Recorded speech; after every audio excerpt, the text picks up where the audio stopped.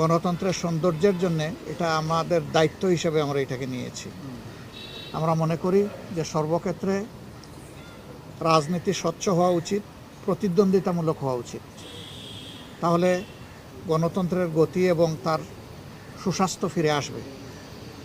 তো ইতিমধ্যে যাকে আমাদের পক্ষ থেকে সর্বসম্মতক্রমে প্রেসিডেন্ট ক্যান্ডিডেট হিসেবে আমরা দেওয়ার সিদ্ধান্ত নিয়েছি, তার নাম আপনারা জেনেছেন। এখন তিনি আপনাদেরকে সালাম দিবেন। এখানে বাংলাদেশ খেলাফত মজলিসের আমিরে মজলিস আল্লামা মামুনুল হক তিনিও আছেন, তিনিও সালাম দিবেন। তো এর আগে ডক্টর কর্নেল ওয়ালি আহমদ সাহেব একটু সালাম।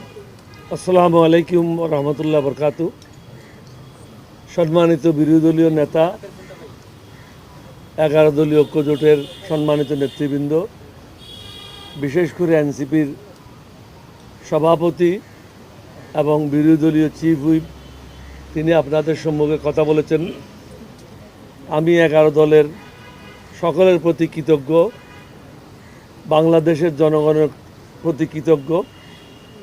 সবাই মনে করেছে আমি একজন মুক্তিযোদ্ধা হিসাবে এবং পরীক্ষিত একজন লোক, যার বিরুদ্ধে দুর্নীতির কোনো অভিযোগ নাই, শিক্ষাগত যোগ্যতার কোনো অভিযোগ নাই, সুন্দরভাবে জীবনযাপন করেছি বিদায় সবাই সর্বসম্মতিক্রমে আমার নাম প্রস্তাব করেছে। আমি সমগ্র জাতির কাছে কৃতজ্ঞ, 11 দলীয় ঐক্যজোটের সকলের কাছে কৃতজ্ঞ, আমাদের সকল নেতাকর্মীদের কাছে কৃতজ্ঞ। আপনাদের মাধ্যমে আমরা জাতিকে বলতে চাই, আমরা আমাদের জায়গা থেকে এই জাতির সাথে কখনো বেইমানি করব না ইনশাআল্লাহ। মানুষের জন্য যেটা ভালো, আমরা হারবো বা জিতবো এটা প্রশ্ন না। প্রশ্নটা হচ্ছে আমরা জনগণের পাশে সবসময় তাদের স্বার্থ রক্ষার জন্য দাঁড়াবো।